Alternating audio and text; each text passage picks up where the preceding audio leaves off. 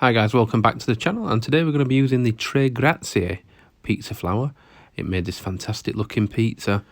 I purchased this from Amazon. It was about just under £3 a bag, and it made a fantastic pizza. The protein levels are 13%. So we need 630 grams of water. So we'll just measure that out now using the scales, just making sure we've got that as accurate as we possibly can. So if you make sure it's lukewarm as well, that always goes well. And 1 gram of instant yeast. And then we just need to mix those together, just like that.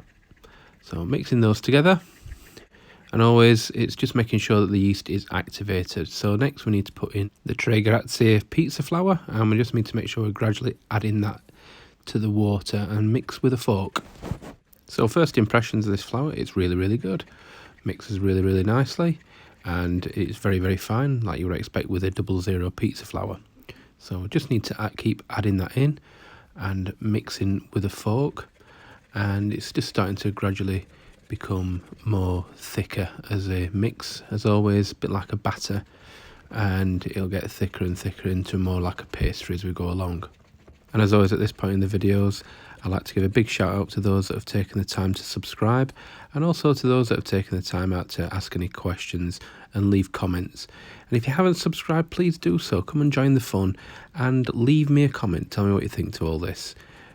Making these videos is such fun, and I hope that you have fun making the pizza as well with me. And of course, if this is your first time viewing the channel, don't forget to check out our playlist, the Pizza Flour Library.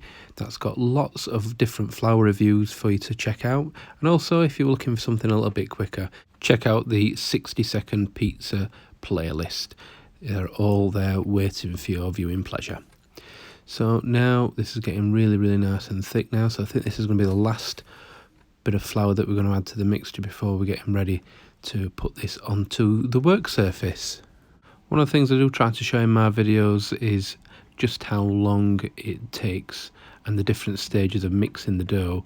Sometimes when it's shot on TV, they make it look so easy and so fast, but actually you have to take your time over this. So pour the flour onto the work surface, and then we're going to take the bowl and tip out the dough contents on top of that flour. And that's just to make sure that the dough doesn't stick to the work surface. Save a little bit and pop that into the mixing bowl, and then we need to scrape that flour around the mixing bowl, and then that'll take out all that dough that's stuck onto the mixing bowl, and it just makes sure we get all that flour incorporated into the dough mix. So what we need to do next is we need to fold the dough into all that spare flour that we've got on the work surface. And as always, my advice is here, it always looks like it's never going to mix in, but if you push and press down and fold it in, it will go in eventually. You've just got to be really patient with it and just keep persisting with the folding. So obviously I'm not going to show you the entire time it took to do that, because that would be a really long video, but it does take a few minutes to do, and you just got to be very patient. But it does eventually come together, and now you'll see from the work surface that most of that flour is incorporated into the dough. And we'll just do a quick wipe around. There we go. And we'll make sure that it's in. So what we need to do next is knead for around about 10 minutes to try and build up all that gluten. And of course, this is a slightly stronger flour than we normally deal with, so it's 13% protein. Normally the other flours that we've had before are around the 12% mark. So what I noticed with the Tre Grazie flour is that it became smooth pretty quickly. It didn't really take too much working, but I did make sure that it was needed for about 10 minutes. And I really do try and make sure all the doughs that I do have a really good knead. My own personal preference is to make pizza by hand, but I know some of you will have mixers, and that's perfectly okay too. I just prefer by hand. So please leave me a comment. Have you used Tre Grazie flour before? What were your findings? What did you think to it? So far, I think it's pretty darn good. I quite like this flour. It's really good value, and it's producing a fantastic result. So shape it into a ball once it becomes smooth. Just look at that, really smooth, and it's not leaving any excess dough stuck to my hands or anything like that. So that's a bit of a close-up look at it for you. Then we need to rest it for an hour and cover it up. So after 1 hour, that's what it looks like, and then we need to just unstick it with a dough scraper, because it will have stuck to the work surface a little bit, and then we need to add in 25 grams of salt. So I've been asked before, why do we do it this way? And it is purely just to make sure that the yeast is working. It's got a bit of a head start. Sometimes with instant yeast, it's not always working, and you might end up having to go to the shop and buy some more. So folding that 25 grams of salt in, and then we just need to mix that in and knead for 5 minutes. And again, that just makes sure that all that salt is mixed nice and evenly into the dough mix. And at this stage, no sticking, felt really smooth still. So I didn't really have to tap it much on the work surface at all. But yeah, it's really good flour again. Would I buy this again? Yep, definitely. So it were becoming a little bit sticky, so just give it a couple little taps on the work surface. So once it's smooth, shape it into a ball, and then we need to place it back in the mixing bowl, and we need to cover it for 19 hours with the shower cap. So pop that shower cap on. Fantastic. So here it is before and after 19 hours. Okay, so let's get it opened up and let's have a look inside. So this has been left out for 19 hours at room temperature. And we'll just take the shower cap off and let's have a look at that. Look, all that structure looks fantastic. A couple of different camera angles there for you. That looks brilliant. So we'll just knock that back and unstick it from the mixing bowl. And in the next couple of videos, I think I'll be moving into using cold fermenting as it's coming into spring and summer. So pizza bowl time now. Let me get some of that pizza dough off and let's get it measured up on those scales. So it's 230 grams per pizza bowl. Now, one observation I did have here is this dough actually turned into being very sticky, like you would get a high hydration pizza dough. So I did have to use a little bit of the Semola flour by Caputo on this just to make sure that it wasn't sticking crazily to my hands. So let's see what it looks like in 5 hours when we've rested it. But so far so good. So before and after 5 hours, looking fantastic. And don't forget, in the last video we did some smoked mozzarella, so we're going to be using that today.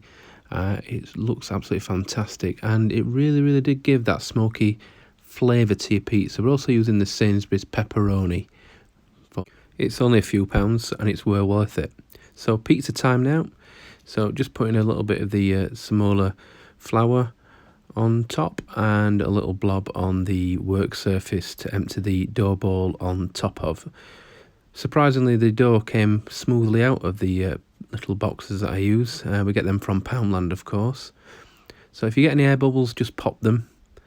This just makes sure that you don't get any burnt air bubbles as you're cooking it in the pizza oven.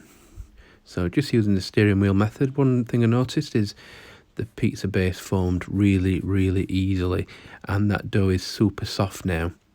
So just stretching that out, just a bit of final shaping, and we're using the Mutti tomato sauce today. This is the best tomato sauce. I think I've said that 1,000 times on my videos, even though I've only got 60 odd videos.